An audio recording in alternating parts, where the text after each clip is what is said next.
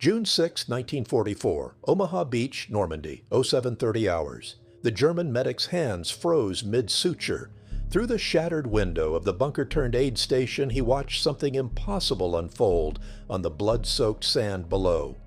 An American soldier, femoral artery severed, gray-faced from hemorrhagic shock, should have been dead within minutes. Yet the enemy medic beside him was doing something the German had never seen in 6 years of war. He was pouring powder from a small tin into a canteen of water, shaking it, and within 90 seconds running an improvised transfusion. The powder dissolved into amber liquid. The dying man's pulse steadied. His color returned. Within 20 minutes, he was being carried to a landing craft, not to be buried, but to be saved. The German medic had been trained at some of Europe's finest medical schools. He had served in Poland, France, and Russia. He had seen thousands die from wounds just like this one. And he had watched in those final moments as their blood, the irreplaceable currency of life, drained into mud, snow, or sand. There was nothing to be done. Blood was blood. You couldn't carry it. You couldn't store it. You couldn't recreate it from powder and water like some American magic trick. Yet here it was, happening, repeatedly, up and down the beach. This was not a new weapon. This was something far more terrifying to the Axis medical establishment. Proof that the Americans had solved a problem the entire world believed unsolvable. They had made blood portable. What that German doctor witnessed in those chaotic morning hours was the culmination of a revolution that had begun in a Harlem hospital, been perfected in a segregated blood bank, and was now rewriting the rules of battlefield survival. The Americans weren't just fighting with superior tanks and planes. They were fighting with superior biology, with science that seemed to Axis physicians trained in the rigid certainties of European medicine, like borderline witchcraft. And the powder was just the beginning. What came after? The speed, the mobile hospitals appearing like apparitions behind the front lines, the impossible survival rates would shatter every assumption about war, medicine, and human endurance that the Axis powers had built their strategies upon. This is the story of how American soldiers carried life itself in their backpacks, and how that small innovation changed everything. 1938. Presbyterian Hospital, New York City. Dr. Charles Richard Drew stood in the blood bank, one of the first in America, and confronted a problem that had defeated medicine for centuries. In the refrigerated cabinets around him sat 47 units of whole blood. By tomorrow, 23 of them would be unusable. Within a week, all but a handful would need to be discarded. Blood spoiled, quickly, inevitably, catastrophically. Drew was a surgeon, a researcher, and though this reality shaped every day of his professional life, a black man in an America where the Red Cross would soon refuse his donations to the very blood banks he pioneered. He had trained at McGill University in Montreal, earned his doctorate at Columbia, and published groundbreaking research on blood preservation. He knew more about blood storage than perhaps any person alive. And he knew the brutal arithmetic. No matter how carefully you stored it, whole blood lasted barely 3 weeks. The red blood cells broke down. Bacteria multiplied. Life-saving fluid became toxic sludge. This was fine for a New York hospital. Fresh donations arrived daily. But for a battlefield, for an invasion force thousands of miles from home, for a Navy operating across the Pacific, it was an unsolvable equation. In 1938, as Hitler annexed Austria and the world stumbled toward war, military planners on every side understood this limitation. Soldiers would die from shock, from blood loss, because blood couldn't travel with them. Period. End of discussion. Wars had always been won or lost partly on this simple biological fact. The side that kept its soldiers' blood inside their bodies longer won. Then Drew asked a different question. What if we didn't need to preserve blood itself? What if we only preserved the part that mattered? 1939. Drew's laboratory. The human body contains approximately 10 pints of blood. Of that, only about 3 pints is actual liquid, plasma. The rest is cells, red cells for oxygen transport, white cells for immunity, platelets for clotting. For treating shock, the immediate killer on battlefields, you didn't need the cells. You just needed volume. You needed liquid to keep blood pressure up, to keep organs perfused, to buy time until proper surgery. Plasma was the answer, and plasma, Drew discovered, could be separated from whole blood through centrifugation, stored for months instead of weeks, and used on any patient regardless of blood type. No typing, no matching, no deadly transfusion reactions. But it still required refrigeration. It still couldn't cross oceans without massive cooling infrastructure. It still couldn't fit in a backpack. Dr. Earl William Flossdorf, working at the University of Pennsylvania, solved that problem.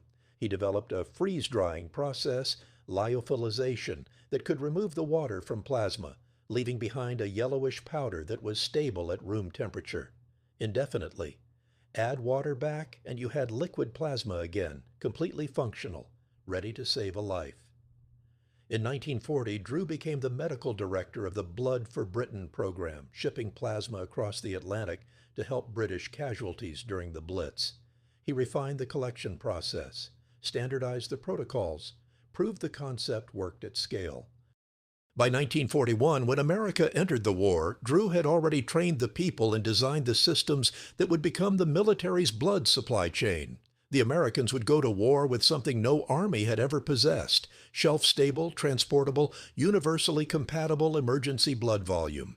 In small tins, that fit in pockets. The Axis powers knew none of this. They were still trying to solve the old problem: how to store whole blood longer. They didn't know the problem had been redefined. April 18, 1943, Field Hospital, Tunisia. Wehrmacht-Oberarzt Heinrich Müller had served through the Polish campaign, the fall of France, and 2 brutal years on the Eastern Front. He considered himself immune to battlefield surprises. Then the Americans arrived in North Africa, and everything he knew about combat medicine became obsolete. The first shock came in the numbers. German field hospitals by mid-1943 were achieving roughly 4 to 5% mortality rates among soldiers reaching surgical care, a rate considered excellent by European standards. The Americans, under 2%, in some units, under 1.5%. Miller's first response was disbelief. The numbers had to be propaganda, inflated, misreported. Then came the captured intelligence reports. Then the interrogations of American medics. Then the physical evidence, the small tins, each containing 250 cubic centimeters of dried plasma found in captured medical supplies. Blood plasma in pulver form, his assistant read from the captured manual, voice uncertain, as if the German words themselves sounded absurd. Blood plasma in powder form, reconstitute with distilled water, administer intravenously for treatment of hemorrhagic shock. Müller opened one of the tins. The powder inside was fine, yellowish-white, completely unimpressive. It looked like dried milk, like something you'd use for cooking. "They're treating hemorrhagic shock," Müller said slowly, "with powder and water, in the field, without blood typing." "Without refrigeration," his assistant nodded. That should be impossible." But it wasn't impossible. It was happening, systematically, across every American unit. Every medic carried it. Every aid station stocked it. Soldiers who should have died from shock in the first 20 minutes after being hit were being stabilized, surviving, making it to surgery with blood pressure and consciousness intact. The implications cascaded through Müller's understanding of battlefield medicine like dominoes falling. If the Americans could treat shock immediately, right at the point of wounding, then the golden hour extended backwards, way backwards. A soldier hit by shrapnel on the front lines could receive plasma within 5 minutes, 10 at most. Before the German medic even reached him, the American soldier had already been given the critical intervention that separated life from death. Müller had treated hundreds of soldiers in shock. He knew the progression intimately: the thready pulse, the cold, clammy skin, the gray-blue pallor, the rapid, shallow breathing, the confusion, then unconsciousness, then death. Usually within 30 minutes without intervention, sometimes faster. The Americans were interrupting that progression at the very beginning, with powder and water, from a backpack. June 1943. Wehrmacht Medical Conference, Berlin. The reports from all fronts were converging. North Africa, Sicily, the early raids on occupied Europe. Wherever American forces engaged, their battlefield survival rates defied German calculations. General Oberarzt Dr. Anton Waldmann addressed the assembled medical officers. His face, normally composed with Prussian severity, showed cracks of genuine bewilderment. Gentlemen, we are facing a medical gap that may be as significant as any gap in armor or air power. The Americans have reconceptualized trauma care. They are not trying to preserve blood for transport. They are transporting the means to replace blood volume instantly. Our intelligence suggests every American infantry company, every single one, carries enough dried plasma to treat dozens of hemorrhagic casualties immediately. A hand rose. Oberstabsarzt Werner Franke, veteran of the Eastern Front. Herr General Oberarzt, with respect, plasma without cells cannot carry oxygen. It's a temporary measure at best. These soldiers may survive the initial shock, but without red blood cells, which is why, Waldmann interrupted, they have mobilized something else, something we are only beginning to understand. They call them Mobile Army Surgical Hospitals. He pulled down a chart captured from an American planning document. The room went quiet. These are not field hospitals as we understand them. These are fully equipped surgical theaters, X-ray machines, sterilization equipment, dedicated surgical teams, blood banks with whole blood for transfusion that can be set up within hours and positioned within kilometers of active combat. They are designed to move with the front lines. Waldmann let that sink in. German field hospitals were typically 20-30 kilometers behind the lines. They had to be. They were large, vulnerable installations requiring significant defensive positions. Moving them was a major logistical operation taking days. The Americans, Waldmann continued, are operating on wounded soldiers within 1 hour of injury, sometimes less. Their medics stabilize with plasma at the point of wounding. Their ambulances or aircraft evacuate to these mobile hospitals within 30 to 40 minutes. Surgery begins immediately. The soldier receives whole blood transfusion during or after surgery.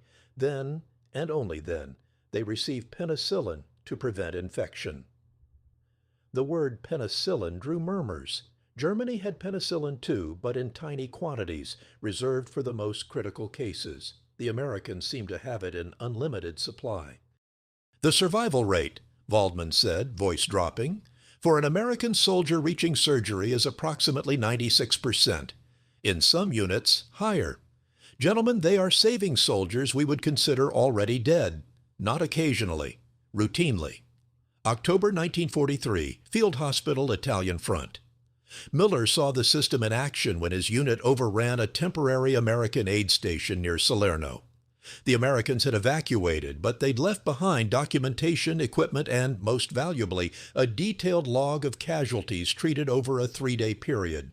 73 casualties logged, 68 survived to evacuation.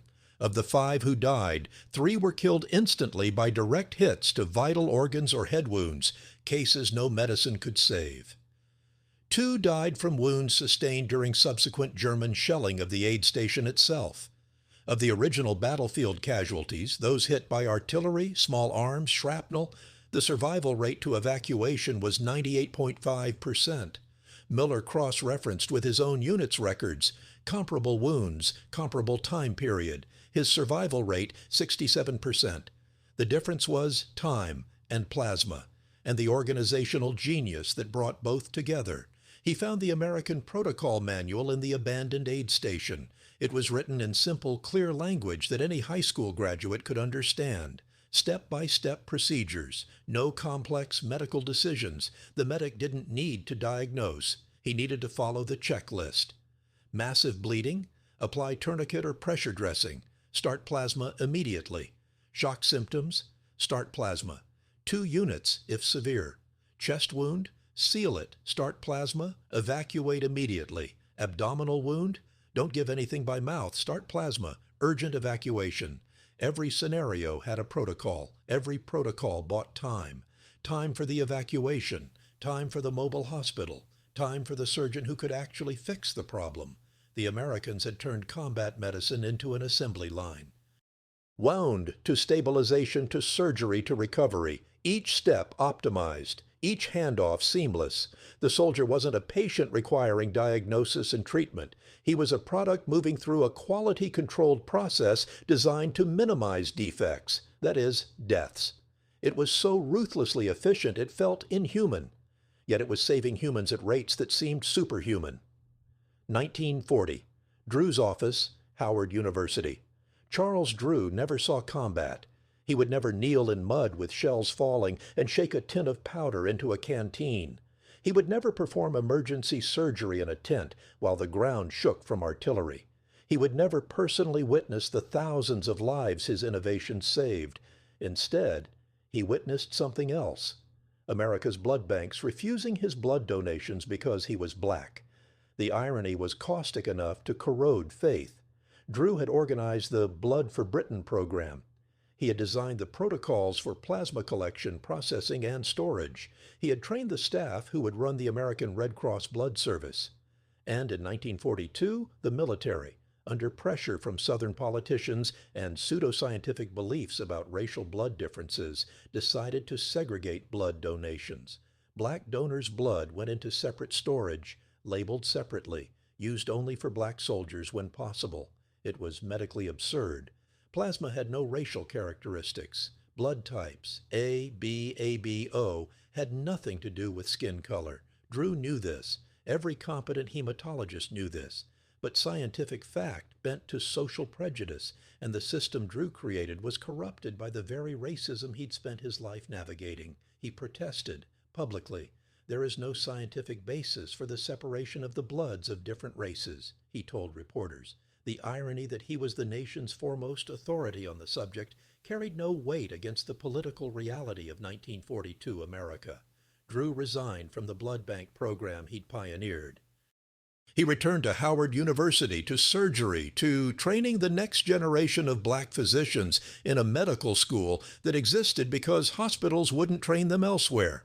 He never spoke bitterly about it, at least not in the public record. He simply noted with characteristic precision that the policy was unscientific and insulting. Meanwhile, in Europe and the Pacific, medics of all colors carried his innovation in their packs and saved lives without ever knowing the name of the man who'd made it possible. 1944, Anzio Beachhead, Italy.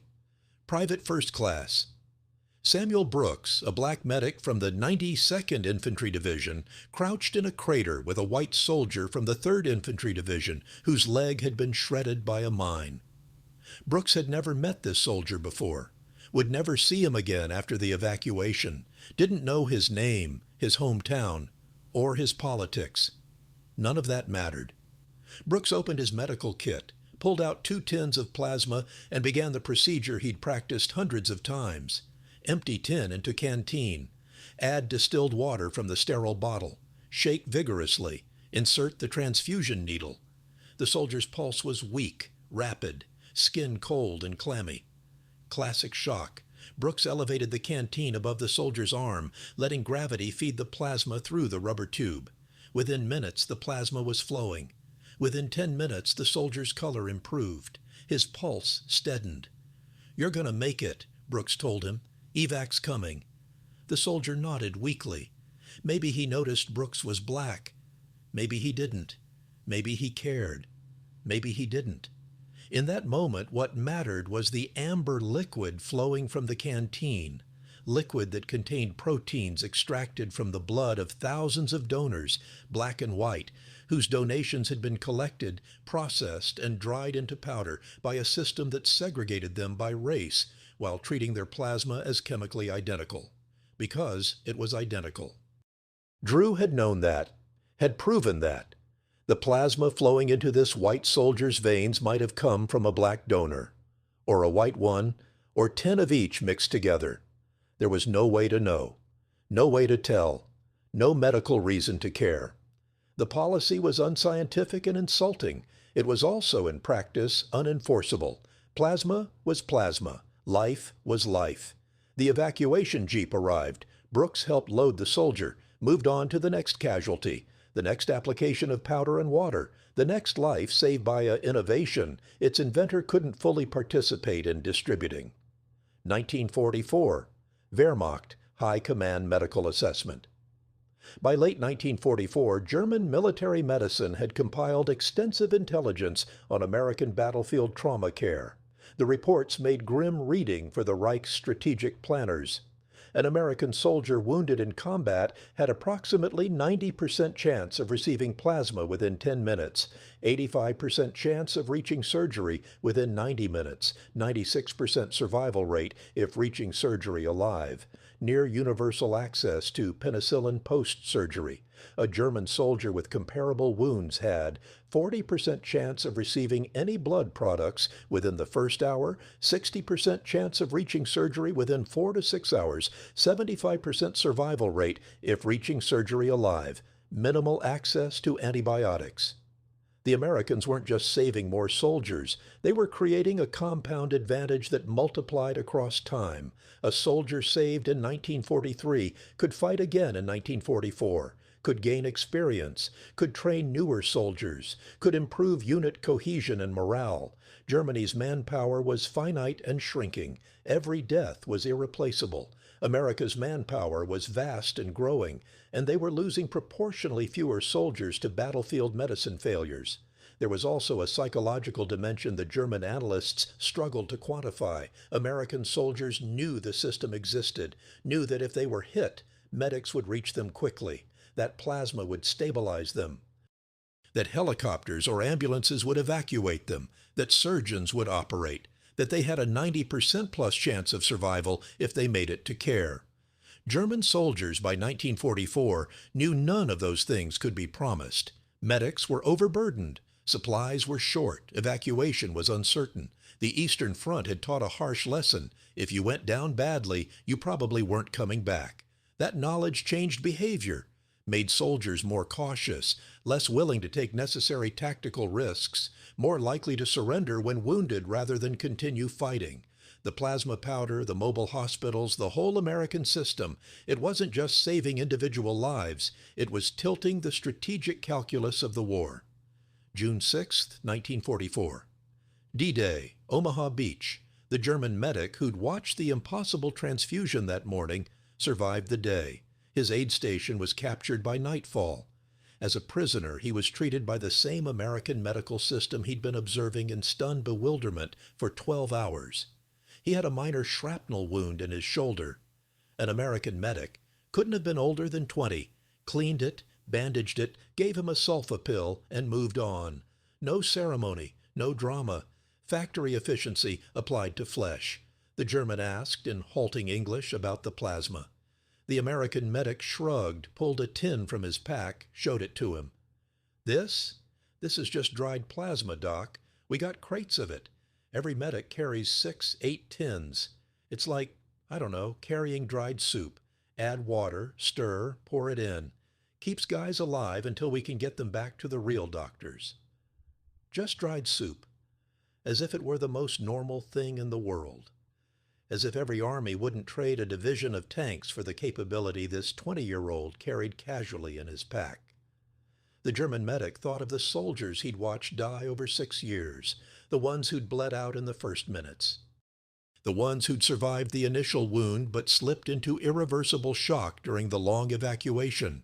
The ones who'd reached surgery too late, too weak, beyond saving. How many could have been saved with powder and water? With mobile hospitals? With the ruthless, efficient, almost industrial commitment to preserving life that these Americans had weaponized? Who invented this? The German asked. The young medic paused, thought about it, shrugged again. Don't know, Doc. Some smart guys back home, I guess. Scientists and stuff. Some smart guys. One smart guy, actually. A black surgeon who'd never received proper credit in his lifetime, whose contributions would be footnoted in history books that spent paragraphs on generals and politicians, who couldn't donate to the blood banks he'd designed because America's racism infected even its innovations. The German medic didn't learn this. Never would. To him, the plasma was American ingenuity, American resources, American superiority. He would go to a POW camp, eventually return to a shattered Germany, and tell other doctors about what he'd witnessed, about how the Americans had solved the unsolvable. 1945, MASH unit, Germany. By war's end, the American military medical system had treated 14.7 million wounds, injuries, and diseases among its forces.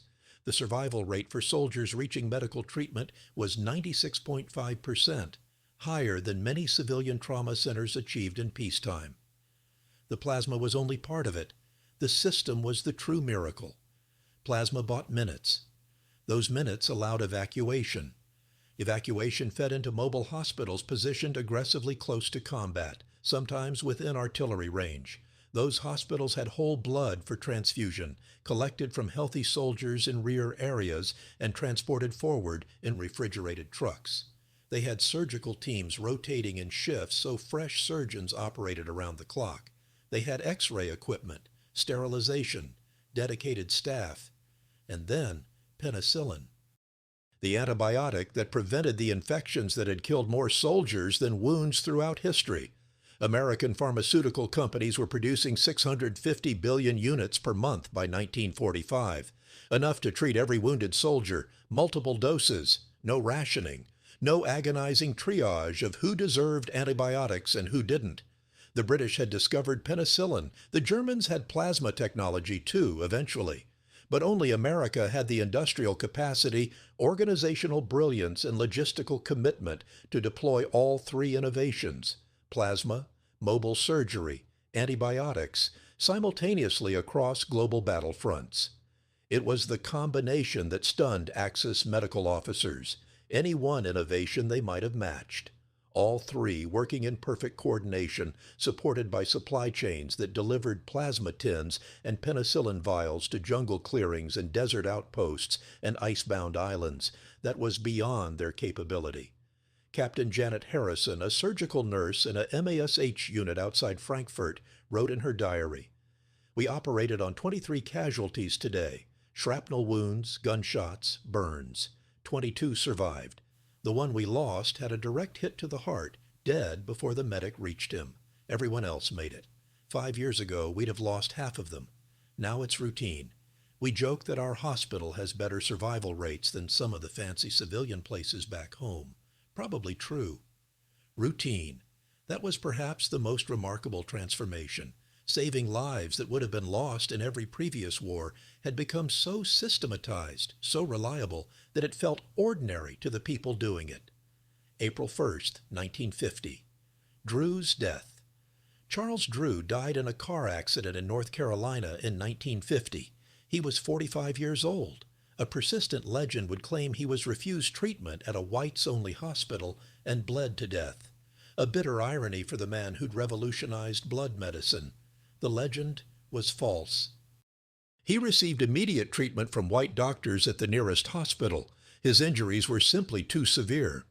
But the legend persisted because it felt true to the American experience, because a man who'd saved countless lives with his innovations genuinely had been denied the ability to donate to the blood banks he'd created, because the tragedy wasn't in how he died, but in how he'd lived, brilliantly, productively, under the constant weight of a racism that denied him full participation in his own achievements. By 1950, the military had dropped blood segregation. Science had won that battle, at least. The American Red Cross would continue separating blood by race until 1950, when they quietly ended the practice without admitting it had been wrong. Drew never saw that change. Never saw the Korean War, where MASH units would become famous, where his plasma would save another generation of soldiers. Never saw the civilian trauma centers that would adopt military medicine's innovations. Never saw the hundreds of thousands of lives saved by techniques he pioneered. He saw the beginning, saw his plasma cross the Atlantic to Britain, knew it went to war with American forces, received thanks from military medical officers who praised the system. But he never saw the full scope of what he'd created. never knew that Axis doctors stood in captured aid stations holding his tins of powder and felt their understanding of battlefield medicine crumble, never knew that his innovation had tilted the strategic balance of history's largest war. Some revolutions announce themselves with thunder. Others arrive in small tins, yellow powder inside, instructions printed in simple language. Add water, shake, save a life. The numbers, in the end, told the story more clearly than any narrative could. American forces in World War II, 16.1 million served, 405,399 died, 671,846 wounded. Of those wounded, 96.5% survived. In World War I, with comparable medical technology to other nations, survival rates were closer to 70–75%. The difference, roughly 150,000 American lives, existed because of plasma, mobile hospitals, penicillin, and the system that integrated them. Not exclusively, of course. Improvements in helmets, body armor, and tactics played roles. But medical officers doing comparative analysis after the war attributed the majority of the improvement to trauma care innovations. 150,000 fathers came home who wouldn't have. 150,000 sons, brothers, husbands. The Germans, Japanese, and Italians saved fewer of their wounded, not because their doctors were less skilled or less dedicated, but because they lacked the industrial capacity to produce antibiotics in bulk, because their medical systems remained conservative, hierarchical, slow to adopt radical new approaches, because they hadn't had a Charles Drew to reimagine the problem from first principles. By the 1960s, civilian trauma care in America had adopted military innovations wholesale. The golden hour became medical doctrine. Ambulances carried plasma. Emergency rooms followed battlefield triage protocols. Helicopter medical evacuation, pioneered in Korea, became standard for civilian trauma. Drew's innovation, born in a Harlem hospital and perfected in a system that discriminated against him, became the foundation of modern emergency medicine. The powder of life became so ubiquitous, so routine, that people forgot it had once been impossible. That German medic on Omaha Beach, he eventually returned home, became a civilian doctor in Munich, and spent his career telling younger physicians about what he'd witnessed, about the Americans and their miraculous powder, about how the impossible became routine when science, industry, and organization aligned. He never learned Drew's name. Most people haven't. History remembers the generals who led armies and the politicians who declared wars. It rarely has space for the surgeons who redesigned blood banking or the biochemists who perfected freeze-drying. But those young men who stood up from their stretchers, who felt their pulse steady as amber liquid flowed through improvised tubes on beaches, in forests, on islands across the Pacific, they didn't need to know Drew's name to owe him their lives. The plasma asked nothing, knew nothing, cared nothing for the race or creed of the soldier bleeding out, or the medic saving him. It was just a powder, just science, just the crystallized ingenuity of a man who looked at an impossible problem and refused to accept that the solution didn't exist. In the end, perhaps that's the real shock. Not that Americans carried plasma in their backpacks, but that it took until 1941 for someone to figure out how to put it there. That humanity fought thousands of years of wars before someone finally asked, what if we didn't need to carry blood itself? What if we only carried the part that mattered? Charles Drew asked that question. And because he did, thousands of soldiers lived who otherwise would have died, lived to have children who had children, lived to build the post-war world, lived to tell their grandchildren about the war, about the medic who reached them in time, about the powder and water that brought them back from the edge. They carried it in their backpacks, small tins, yellow powder, instructions in simple English. Add water, shake, save a life. Nothing to it. Routine, ordinary, miraculous.